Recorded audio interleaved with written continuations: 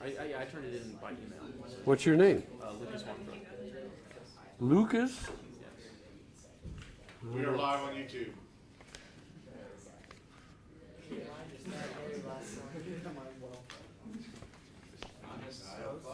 Girls? I've seen that one.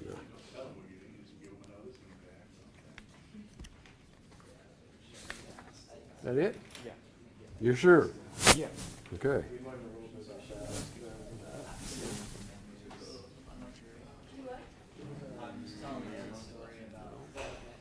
Hi. Oh, this morning, yeah. Huh? That's yours? No, I don't know. There's no, no, there's a name there. What's your name? Madison. I submitted mine online. I emailed me my grade, probably. Okay, so you may not have one then? No, I may not. There's, there's no name on that one. Okay, yeah, none of those ones. Okay, so if it was turned in by email, we may not get it back. Well, he should send you an email with your grade.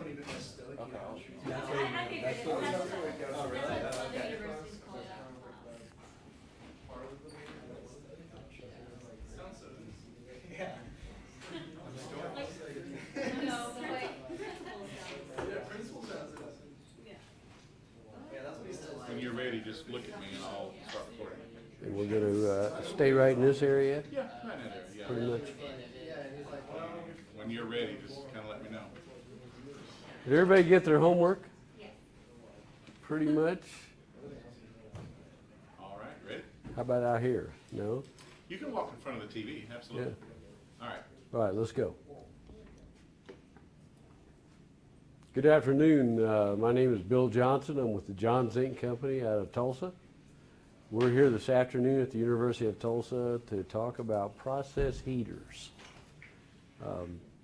John Zink Company is the largest company in the world of combustion equipment. And our combustion equipment goes in refineries and chemical plants all over the world. Everybody understands that in a refinery or a chemical complex, you've got all kinds of fired heaters. And they're heating up a process that's in the tubes. And it could be, normally it's hydrocarbons, but it could be a lot of different things that you have to apply heat to get a chemical reaction going. So this first discussion is just about the different types of fired heaters that we put burners in the industry. Our objectives are right here. We're going to talk about fired heater terminology, and we're also going to talk about the different types of fired heaters. Depending on the process and the heater manufacturer, the heaters will have many different configurations. And that's why John Zink makes over 80 different types of burners to satisfy these different heater configurations and different processes. Common fired heater types. Let's talk about that for just a minute. Basically, a fired heater consists of three components. You've got a radiant section, a convection section, and a stack, okay?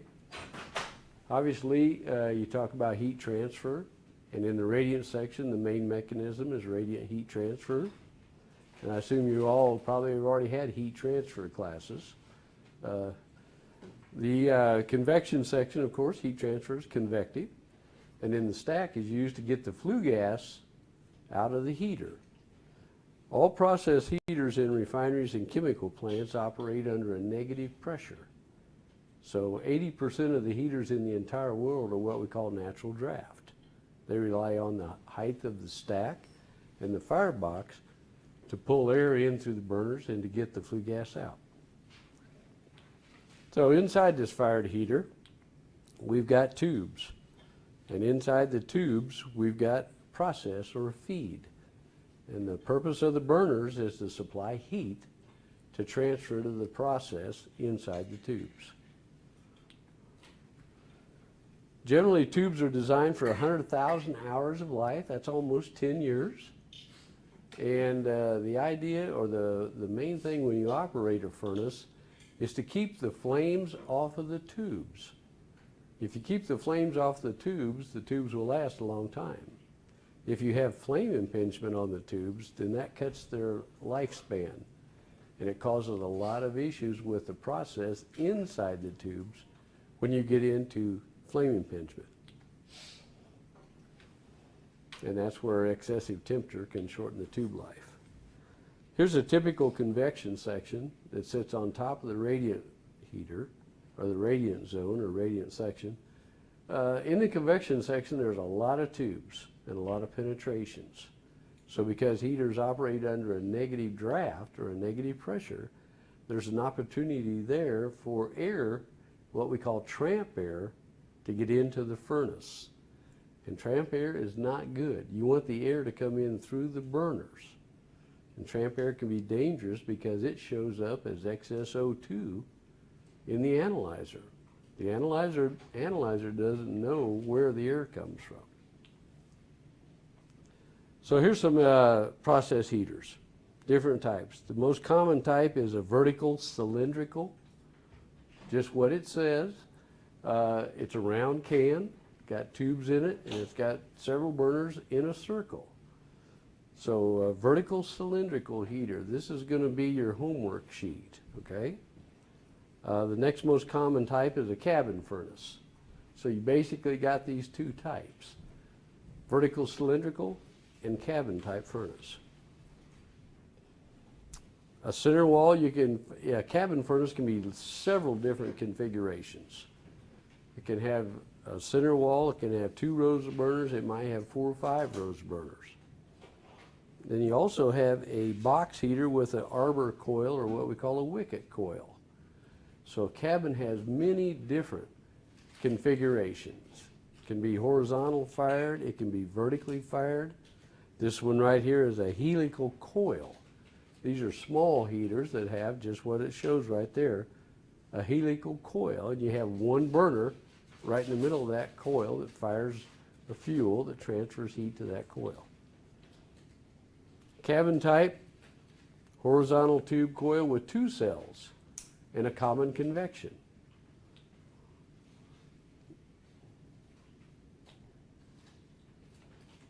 As you can see, there's all kinds of different configurations for fired heaters.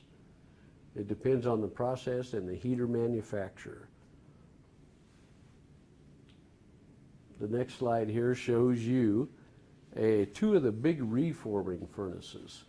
Reforming furnaces are huge. The big terrace wall furnaces look like battleships. Not really that big, but they're monsters. They may have 300 or 400 burners in them. And it's a fun deal when you go out to the field and they say, well, let's start this heater up. 300 or 400 burners. Where do you start at? And basically that's in the operation training that John Zink gives. But this just gives you an idea. The down-fired reformers, they may have 200 burners in the top of the furnace, and they down-fire because they want the reaction, the feed is at the top of the furnace, and they want that reaction to get started very quickly. So the burners are up there at the top where the feed unit is, where the process comes in. Down-fired reformers are usually used to generate hydrogen or to make hydrogen for methanol and for ammonia plants, to make anhydrous ammonia, fertilizer. So usually those are the 2 processes where you use down-fired reformers. The advantages. Let's talk about a horizontal cabin. Advantages versus a cylindrical heater. Again, this will be on your test. There's going to be some questions about disadvantages and advantages of certain types of heaters, okay? The advantages, here's some of them. Hydraulic, less pumping. A horizontal, you don't have vertical tubes that go 70 or 80 feet in the air. So hydraulic pumping. Firing flexibility on a cabin. The cabin, depending on how it's designed, you can fire it from the floor, or you can fire it from the end walls, or you can move the tubes into the center and fire from the side walls. There's a lot of different combinations on a cabin furnace. A vertical furnace or a cylindrical, obviously you can only fire that from the floor. Maintenance, it's easier to pull tubes on a cabin type heater because you don't have to have something to lift tubes out of a 60 or 70 foot furnace. You got to have a big crane to pull tubes on a big vertical cylindrical furnace. And on a cabin furnace, it's much easier. Disadvantages. They're a higher cost, more space, they have a bigger footprint than a VC, and that they also have a little bit less radiant flux uniformity. One of the main things in a fired heater is to try to get the flux as uniform as possible. Does everybody understand what flux means? It means your heat transfer rate, right? So many BTU per hour per square foot of tube surface. And you're trying to get that as uniform as you can throughout the heater to make use of all the heat transfer area in the tubes, okay? This slide here shows a typical cabin heater.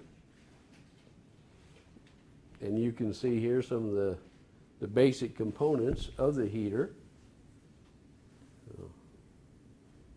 It won't work on there. But anyway, the stack damper, the breaching convection tubes, the firebox, process tubes. Does anybody notice anything different or wrong with them process tubes? Just real simple stuff.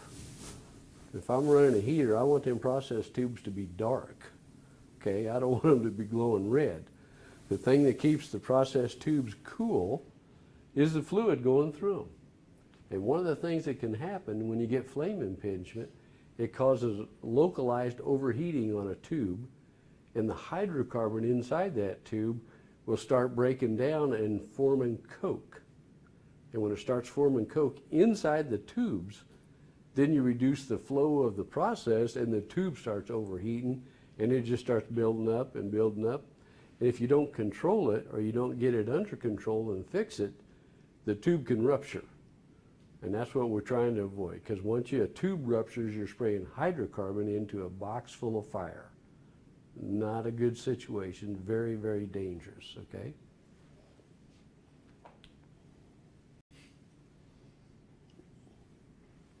This one here is a short video. There's no audio with it or anything like that, but it's going to take you through the components of a cabin type furnace.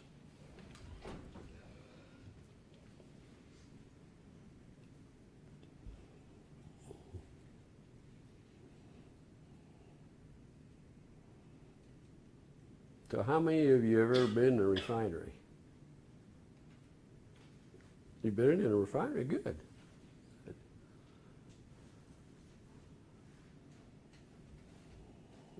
You know, years ago, Tulsa was the oil capital of the world.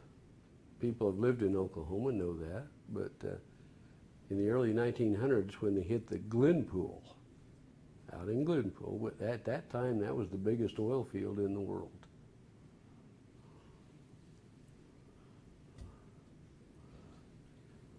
You can see our operators moving along the heater, floor fired. If flames always looked that good, my job would be real easy, okay? Unfortunately, flames don't always look that good.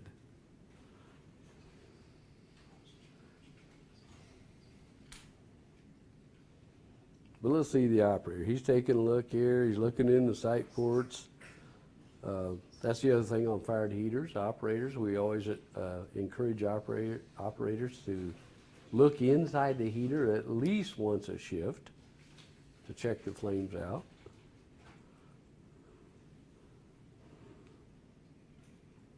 So, pretty cool, huh? Big horizontal cabins here. Both of these are what they call balanced draft. We'll talk about the way you get air in and flue gas out in just a minute. But normally your large capacity heaters are balanced draft, which means they have FD and ID fans. Most heaters in the world are natural draft, but most heaters are not huge capacity like these boys are. Here's what we call the arch of a cabin heater. That's basically the top of the radiant firebox, and that's a very important location. If you do a couple of things and measure a couple of things there correctly, your heater operation will be what it's supposed to be. Burner arrangements, all kinds of different burner arrangements. As you can see from this slide here, horizontal mounted, end mounted, floor mounted. Floor mounted is by and far the most common, but a lot of different capabilities with cabin furnaces. VCs, floor fired only. So here's some advantages for a VC compared to a cabin heater. Cost is the main thing. Less plot space, and also the better flux uniformity, because you've got the tubes in a circle, you've got the burners in a circle, so you ought to have pretty good flux uniformity throughout that heater. And this is going to be your homework. I'm going to ask you to do some calculations based on certain criteria for a VC heater. And basically it's going to be trigonometry 101, and going back and looking at your oblique triangles to help you calculate some distances and some angles, okay? It's pretty easy stuff for most of you guys, okay? Disadvantages: hydraulic head. You got to have a big old pump to process 70, 80 foot in the air, okay? And then non-drainable coil. The liquid just sits in the tubes, so a lower maximum total firing rate. You don't see any VCs that are 600 million BTU an hour, but there's a lot of down-fired reformers that are 800 million, even a billion BTU an hour fired. They're huge furnaces. The biggest VCs you'll see are going to be about 150 to 200 million BTU an hour. But they are the most common furnace throughout the world. A couple more of VCs.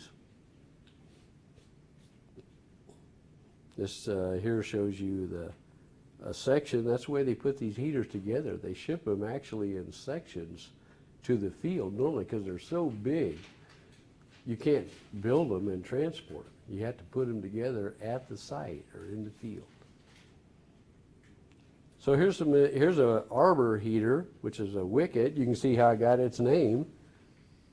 The tube design looks like a croquet wicket, right? So they call it a wicket or an Arbor heater. The burners are in the floor. The big advantage to this type of heater, it's a very low pressure drop through the coil system. So you can have a very small compressor or a small pump compared to other big heaters. Disadvantages: very complex to support that wicket design, and also the radiant process. Because you've got the wicket at the top there, you got to be careful about getting the flames and the flue gas up there and overheating the top of those wickets. So, is everything okay? Am I going too fast? Your notes are okay. Now, like I said, you guys can pull this up from the website, and I think the people in South Dakota can do the same thing, that we've already sent it to them. Here's some more pictures of a wicket coil or a big Arbor type heater. You can see there some of these furnaces are giants. They're very big. Just think of a 600 million BTU an hour reformer. Remember, your house does about 30,000 BTUs per hour, okay? So that reformer could heat a lot of homes, right? Here's a double-fired heater. This is very common too, where you got a row of tubes and then you got burners on each side of the tubes. This helps the flux. You get better heat transfer. You get more uniform heat transfer. Disadvantages of larger fireboxes: number one, cost. Number two, the footprint, hotter refractory, more burners. Bigger furnaces are just going to be more complex because they're larger and you've got more equipment involved. Okay? Double-fired heaters, these are the cokers. One's a coker, one's probably a vacuum or a crude heater, or at least a crude heater. Let's talk about draft for just a minute. When we say draft, what's a common term for draft? People say, oh, I feel a draft, right? Well, what we're talking about is the draft inside a firebox. And the draft inside a firebox is a function of the temperature inside the firebox and the height of the firebox. You know, your furnace or your fireplace at home has draft, but it doesn't run no 1600 degrees or anything. But because you've got a hot source, wood, in your fireplace, you're making a combustion reaction, right? What three things do you need for a combustion? To make a chemical reaction. What do you need? Tell me. Oxygen's one. Fuel. And an ignition source, yeah. Your fire triangle, right? You need oxygen, you need a fuel, and you need something to light it off, okay? Now, in your fireplace at home, it's not real hot, but them flames are still 1800 degrees or so on them logs, okay? So it's not like it's a 2000 degree reform or anything, but there's still enough hot flue gas from the combustion process, and you've got a chimney on your house that elevates or pulls that flue gas out of there. You have enough height. If you have a big old firebox that's 80 foot tall with a 50-foot stack on it, it's going to pull a lot of draft, okay? Compared to a little 10 or 15-foot firebox. Just a bigger, taller. So draft is a function of the temperature inside the firebox and the height of the firebox. Bigger heaters, hotter heaters, pull more draft. So here's some of the ways, like I said, most heaters in the world are natural draft, forced draft, induced draft, and balanced draft. When we run a heater, because they run negative pressure, we want to make sure that that firebox is always in a negative state. Some boilers and some thermal oxidizers may run positive pressure, but generally not process heaters. So the way you make sure that that heater is negative is you measure the draft or the pressure at what we call the hip or the top of the radiant firebox, the arch, the bridge wall. That's the top of the radiant firebox.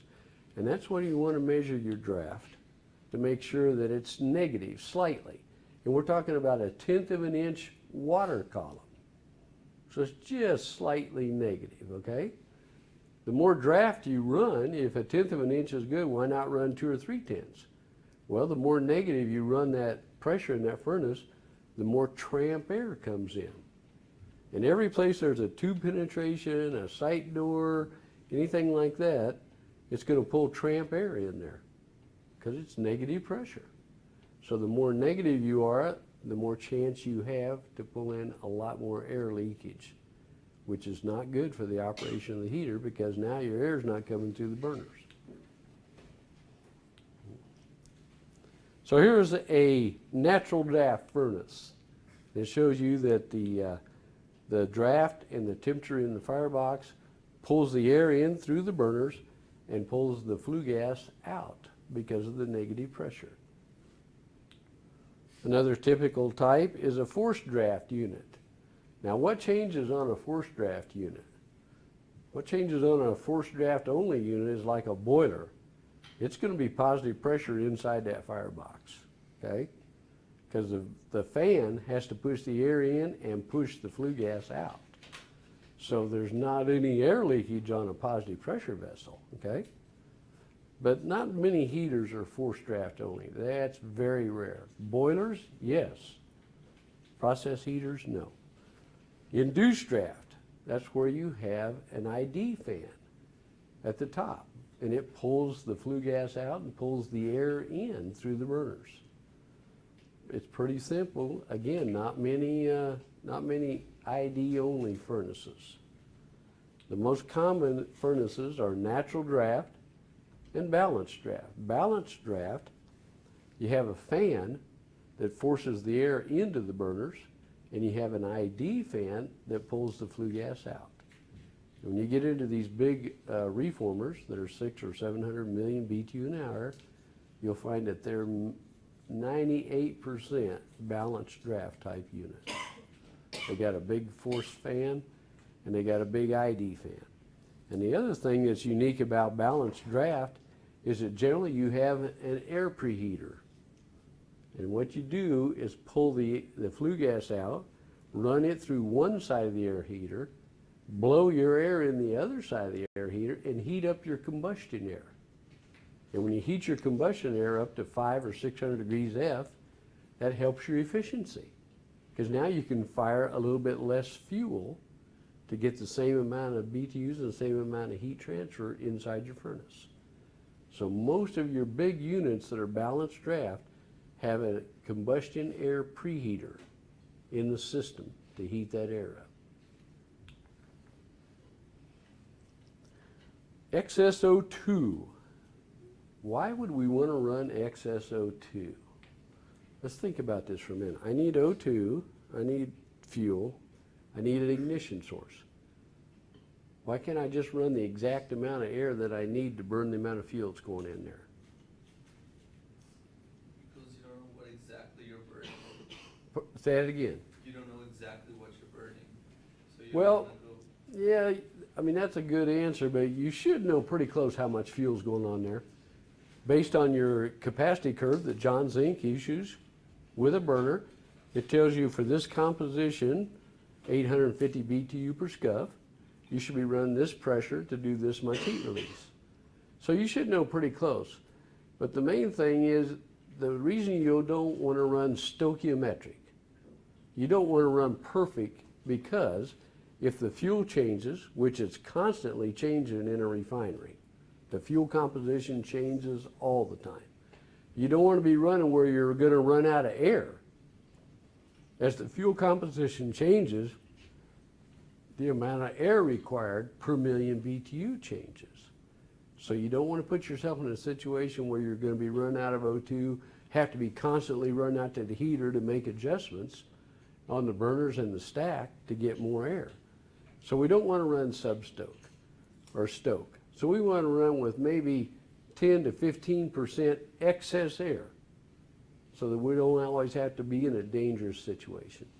Now the thing is, we want to try to control that excess air or excess O2 as low as we can. That's good for efficiency. Remember, air is 79% nitrogen.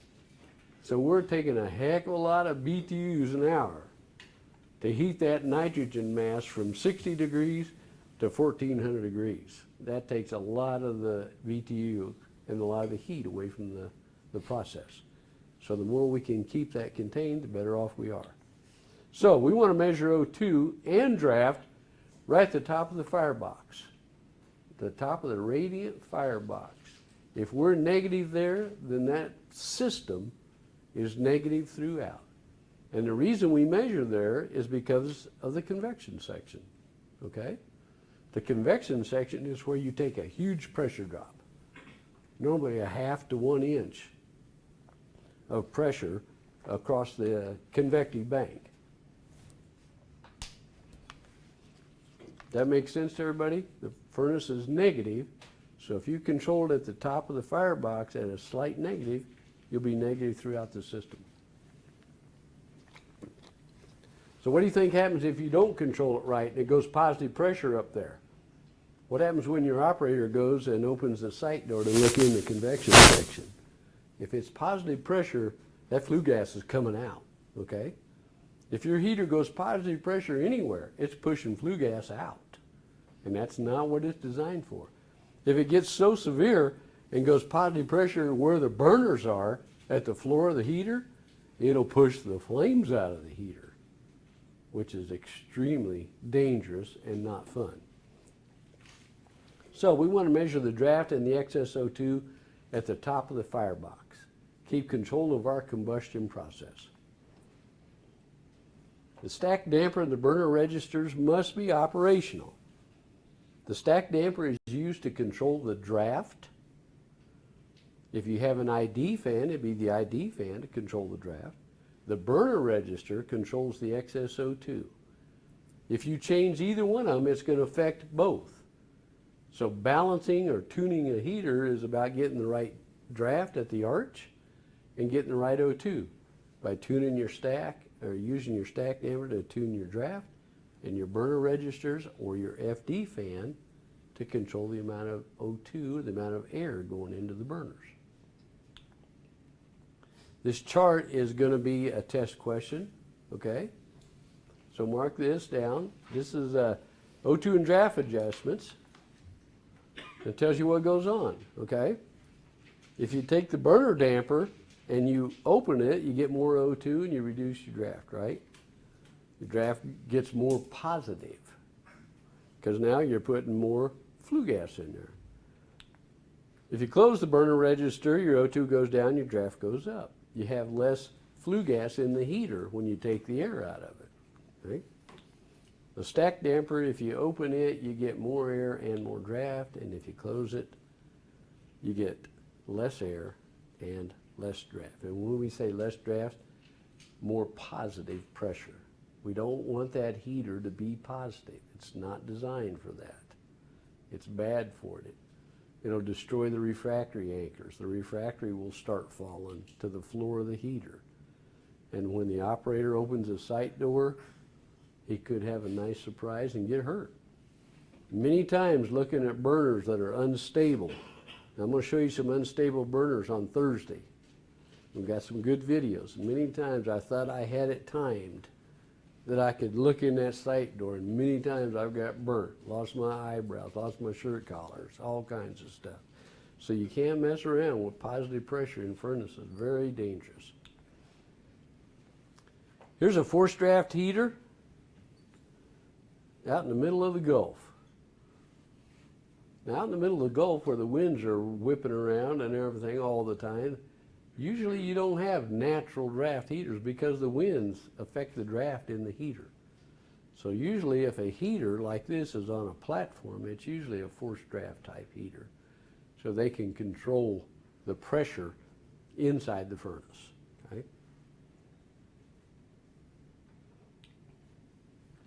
Some more balanced draft units. Like I said, these are very large, expensive to put them in, but you got to figure a big unit at a big operating plant, you know, they may be making that owner of that $500,000 a day, $1 million a day. So, I mean, they make a lot of money when they're up and running. And what happens a lot of times, I mean, you have to bring a heater down every so often. Hopefully you can run for 5 or 6 years without bringing it down. And when they go into what they call a turnaround, man, it's everybody and we got to go, okay? Because you're losing, what, on a big unit, at least $500,000 a day. So you want that unit fixed, repaired, components replaced, and brought back online as soon as possible because you're losing a lot of money. So, in summary, 2 common types of heaters, horizontal cabins and vertical cylindricals, okay?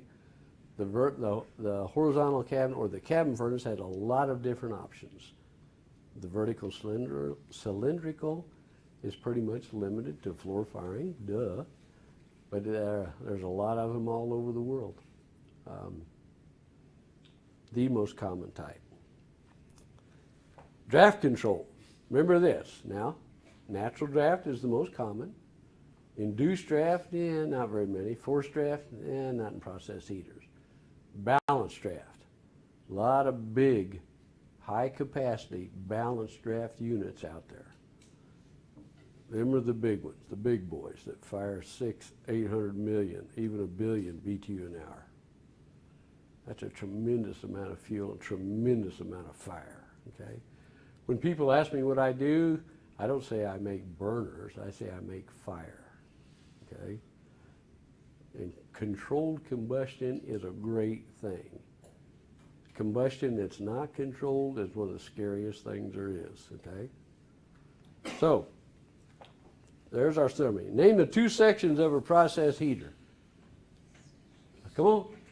Don't forget about the stack. Let's talk about the fire. The firebox, how about the radiant section?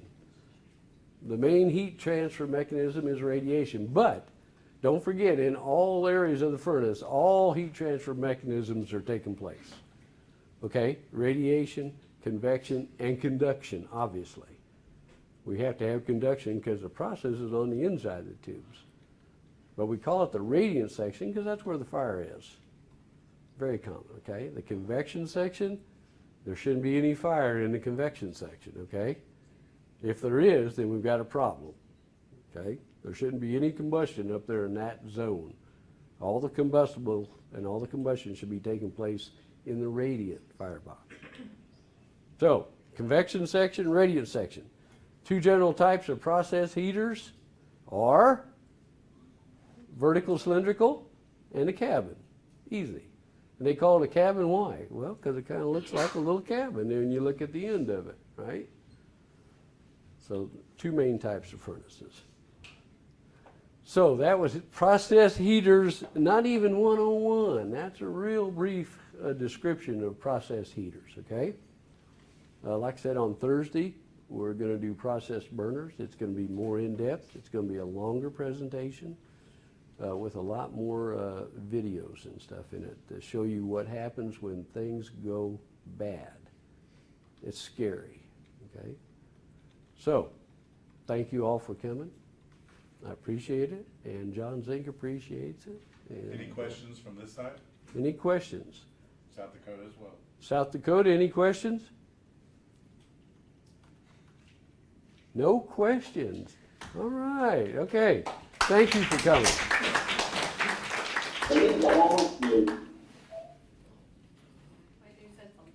When is the homework due? The homework, as you notice, is, well, you don't have a handout, but I can either give you a handout or you can pull it up online. The homework will be due, what do they usually say, next week? Yeah, next week.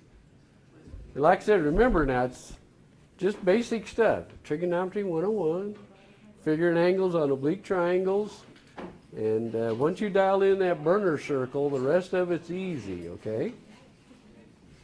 All right. Is the homework just at the end of the department? Is the homework where? Is the homework just another slide on this? Yeah. Okay. Yeah. Yeah. Here's the here's your homework.